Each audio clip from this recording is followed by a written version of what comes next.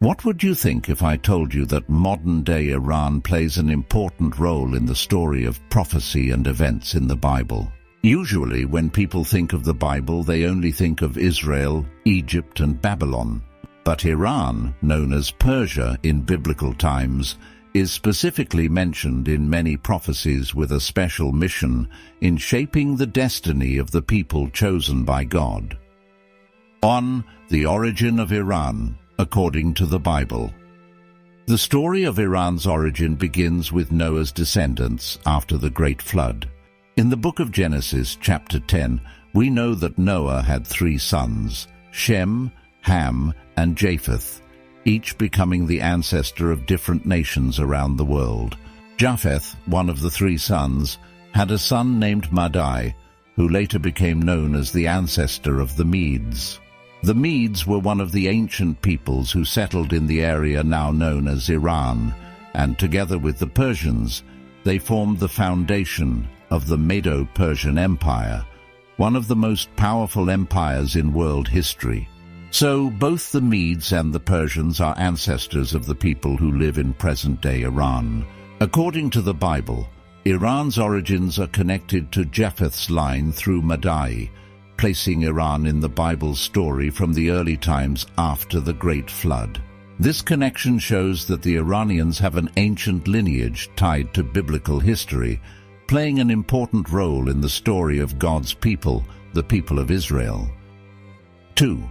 The rise of the Persian Empire and its role in God's plan.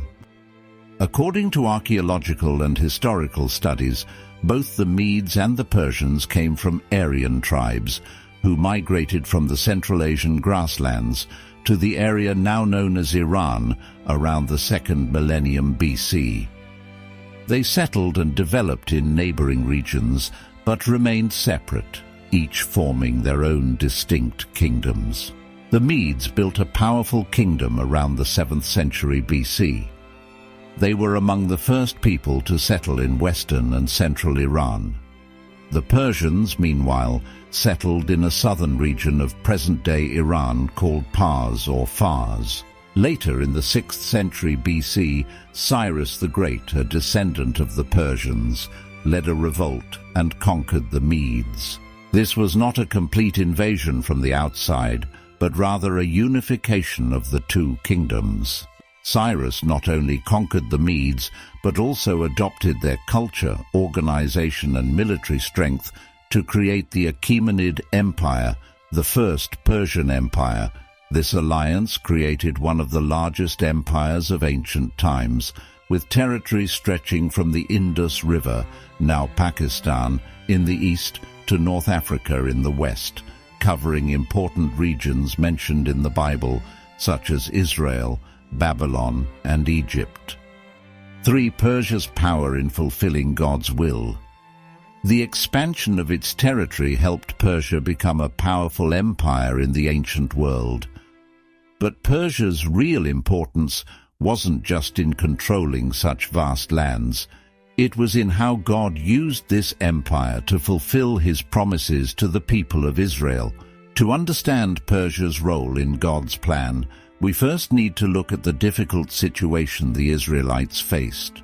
When the Babylonian Empire, under King Nebuchadnezzar, conquered Jerusalem in 586 BC, destroying the temple and taking the people of Judah, the southern kingdom of Israel, into exile, all hope seems lost.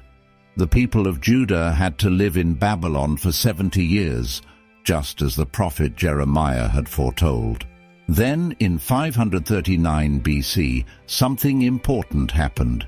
Cyrus the Great, the king of the newly unified Persian Empire, conquered Babylon, and everything changed. Babylon, an ancient empire located in what is now Iraq, mainly lay along the lower Tigris and Euphrates rivers, with its capital in the famous city of Babylon. The book of Ezra begins with a surprising and hopeful announcement. Cyrus the Great, the Persian king, issued a decree allowing the Israelites to return to their homeland and rebuild their temple in Jerusalem.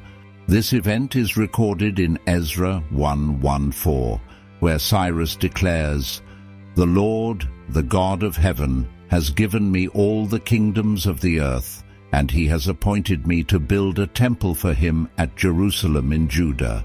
This is truly amazing because Cyrus was a pagan king, not one of the Israelites, yet he played a major role in fulfilling God's will. Notably, the prophet Isaiah mentioned Cyrus over a century before he was born, calling him the chosen one to restore Israel, Isaiah 44:28 and 45:1. This event is one of the highlights in biblical history. God used Persia to free the Israelites from exile, rebuild the temple, and restore their faith. This shows that God's power is above all nations, emphasizing Persia's important role in his divine plan. 4. The story of Esther and Persia's role in protecting the Israelites. Persia's role in biblical history didn't stop there. It continued with another powerful story told in the Book of Esther, showing how God used the Persian Empire to protect the people of Israel. In the Book of Esther, we see an evil plan created by Haman, a high-ranking official in the court of King Xerxes I, also known as Ahasuerus in the Bible. Haman wanted to destroy all the Israelites living in the Persian Empire because he hated Mordecai, an Israelite who refused to bow to him. But in this dark time, God's protection became very clear. Esther, a young Israelite woman and Mordecai's niece, had become the queen of Persia. Although initially afraid, with her uncle's encouragement, Esther bravely went before the king, revealed that she was an Israelite, and pleaded for her people's lives. Through Esther's courageous intervention, Haman's plan was stopped, and instead, Haman himself was put to death. King Xerxes then issued a new decree, allowing the Israelites to defend themselves against those who wanted to harm them. Esther chapters 7-8. This event is recorded in detail in the Book of Esther, and the annual festival of Purim celebrates how God saved the Israelites through Queen Esther and Persia's role in this story. This shows that Persia, even though it was not part of God's covenant people, still played an important role in protecting and preserving God's people. 5. Nebuchadnezzar's dream and the prophetic vision of Medo-Persia. One of the clearest examples of this is found in the book of Daniel. Daniel, an Israelite prophet living in exile in Babylon, served in both the Babylonian and Persian courts. In Daniel chapter 2, King Nebuchadnezzar of Babylon had a dream about a large statue made of different materials, with each part representing a world empire. The statue's chest and arms of silver represented the Medo-Persian Empire, the empire that would follow Babylon and become the ruling power of the region. After the dream, Nebuchadnezzar asked his wise men to explain it, but none could do so except Daniel, who received revelation from God. After hearing the interpretation, the king recognized God's power and promoted Daniel. These visions show that the rise and fall of empires like Medo-Persia were part of God's plan. During Persia's rule, God used this empire to free and restore the people of Israel, fulfilling the prophecies of Isaiah, Jeremiah, and Ezekiel. Though the Persian Empire fell to Alexander the Great in the 4th century BC, its influence continued into the New Testament era. By the time Jesus was born, the Persian Empire had given way to the Greek and Roman empires.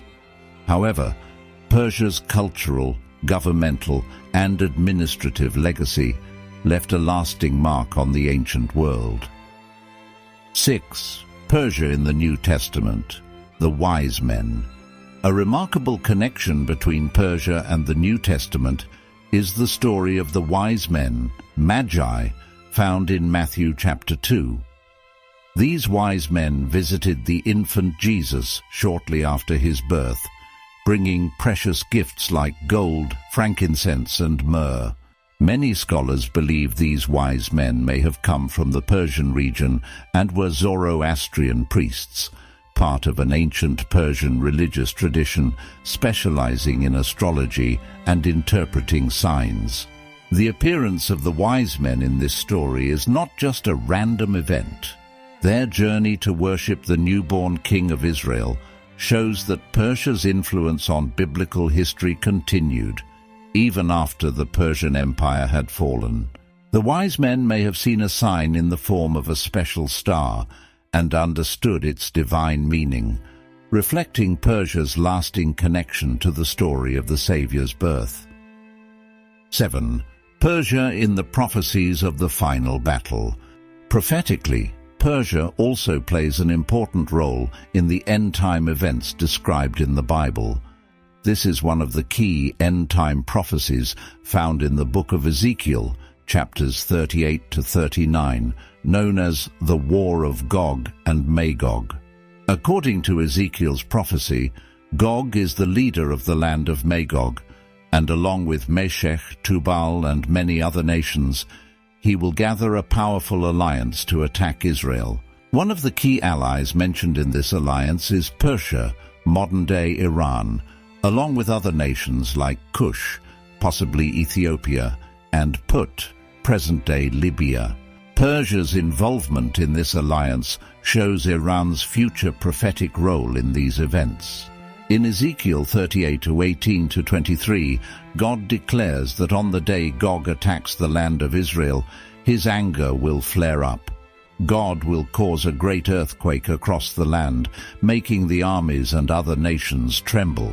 The Allied forces will be defeated, not by Israel's military power, but by God's supernatural power.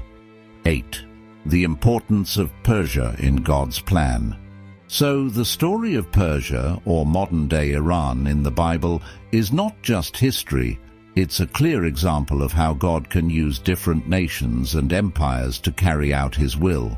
From the descendants of Japheth to the rise of Cyrus the Great, Persia has played a significant role in restoring Israel and protecting the people of Israel.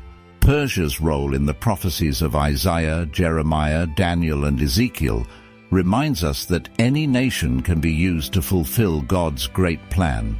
Please subscribe to the channel to explore more fascinating stories from the Bible. Thank you for watching. God always be with you.